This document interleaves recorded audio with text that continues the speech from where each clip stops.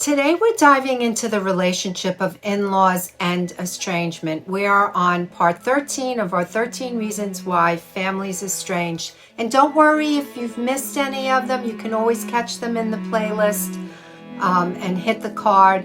I'm Marie Morin. I'm a therapist and a wellness coach. Let's get started.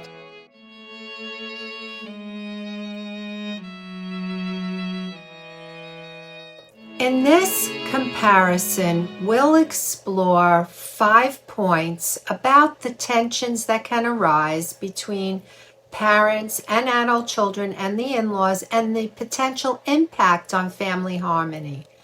And we're also going to include some strategies for cultivating successful in-law relationships. Let's dive in. Point 1. Traits that facilitate tensions. In-law relationships can be fraught with tensions due to various factors. For instance, parents might find themselves critiquing their adult children's choice of partners, listing ways in which they believe the partner falls short. This can happen before any kind of marriage. This can invalidate the adult child's autonomy and cause friction within the family. So research that was performed by Johnson and Troll 2018 showed that interference from in-laws in marital matters, such as decision-making or communication, can lead to heightened stress and strain on the marital relationship, ultimately increasing the likelihood of estrangement. Number 2, interference in relationships. So let's unravel this. So if an in-law interferes with their adult child's marriage or parenting styles, this is another common source of tension. Whether it's offering unsolicited opinions, advice, visiting without permission, or being overly involved in the children's lives, these actions can strain relationships and contribute to feelings of resentment. So another research conducted by Stevens and Adams in 2020 highlights how in-laws who overstep boundaries, such as intruding on personal space or interfering with parenting decisions, can strain relationships and lead to estrangement between family members.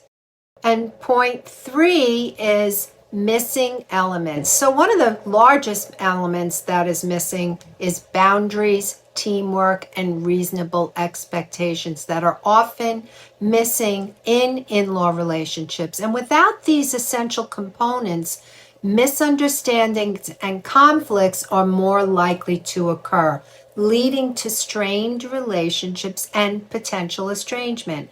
So here's another research conducted by Lee and Choi of 2017, and they suggest that conflicting cultural norms, values, and expectations can create tension and misunderstanding within intergenerational and intercultural families, potentially contributing to estrangement. And point 4 is parental perspective. So many parents feel that their in-laws act as gatekeepers, influencing their adult child's decisions and relationships, and they may blame the spouse for perceived breakdowns in the family bonds or feel threatened by their in-laws' behavior, leading to further tension and discord. So another research by Harper and Benson of 2019 suggests that parents may feel sidelined or replaced by their adult child spouse, leading to feelings of resentment and estrangement. And 5 is personal dynamics. So if we look at some psychological factors such as whether someone is insecure or controlling, and this behavior is exhibited by the in-laws, it can also impact family dynamics. These dynamics may contribute to feelings of betrayal or alienation, further straining relationships and potentially leading to estrangement. So another piece of research by Smith and Johnson 2021 highlights how issues such as Narcissistic traits, insecurity, or controlling behavior exhibited by in-laws, and this could be on either side, can impact family dynamics and contribute to one of the parties cutting off. As we've discussed, there can be tensions that arise in in-law relationships. There is hope. We can foster harmony and understanding. Okay, so we've discussed just 5 points, okay? There are probably maybe hundreds more, but the point is that there could be a lot of tensions where joining in different personalities, different people, accepting of these different relationships into the family, and it takes some getting used to. But we can work towards building stronger and more resilient relationships. How do we do that? We learn how to communicate.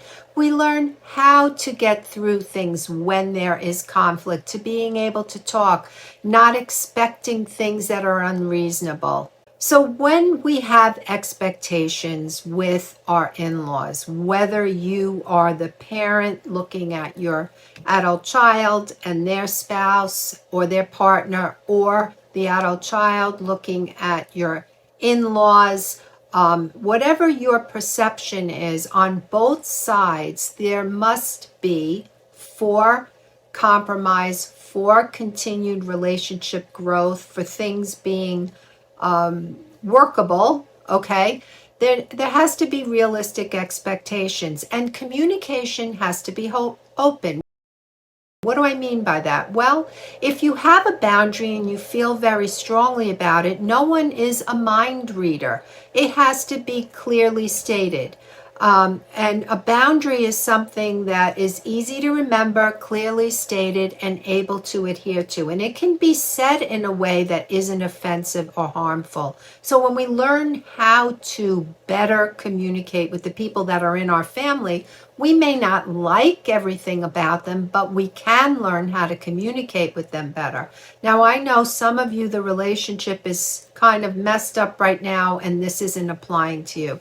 But if you're watching right now and your concern is, oh my gosh, things aren't going so well and it might get worse and maybe I have something to learn, this part is for you, okay? But if your relationship is a mess and you don't want to learn how to speak to your in-law, then that's okay. All right.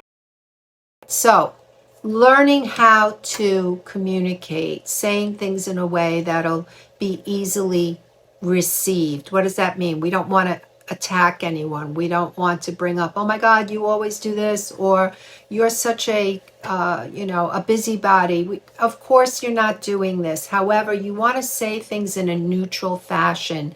You also want to be respectful. You want to validate the other person's opinion. So if you're, for example, daughter-in-law says to you, you know what, I really appreciate that you love watching the kids, but please don't come over on the weekends uninvited. We really are looking to have our own family time. Okay, you could be hurt by that, but that's a reasonable expectation, and you can then validate your in-law and say something like, yeah, I hear what you're saying. You're spot on this. I will respect your boundary, and thanks for telling me. I appreciate that. I'll see you on Monday. Something like that. And you see, we can do that. And what if conflicts arise? Well, how about learning some conflict resolution skills? How about learning how to, rather reacting immediately, let's respond. So there's all sorts of things we can learn when we face these challenges. Now, if you are already in this situation where your family is estranged, you really believe it's your in-laws' fault, I would ask you to reconsider that it just had to do with them. And here's why. Because I am hearing from adult children, and when this statement, oh my God, it's just my in-laws, it says, it's so invalidating because it actually says that your kid had nothing to do with it. Or if you're the parent and you're looking at what's going on and you're accusing either your daughter-in-law or son-in-law of doing this, your kid didn't have a choice. And guess what? Your adult child is an adult and can speak out and can speak to you. So I would say that they may have participated because of things that went on, but to blame them entirely is a bit unreasonable. So thank you for joining me in this exploration. I know we went through a lot of things, and I hope that you remember that every family faces challenges, but we can overcome them together with patience, understanding, and commitment to growth. And if you found this discussion valuable, don't forget to subscribe and leave me a comment. As always, I appreciate your sharing your thoughts and experiences in the comments below. And here's to fostering healthy and harmonious relationships with our in-laws. So we are wrapping up and concluding this 13-part series of 13 reasons why people estrange. If you like this, let me know. I will love your feedback. And keep watching, because we're going to be diving into talking about grief. Thank you so much for joining me and for subscribing to this channel. We're going to talk about the messy parts of grief and how we work through it in this estrangement dilemma. We're going to work one step at a time. See you in the next video.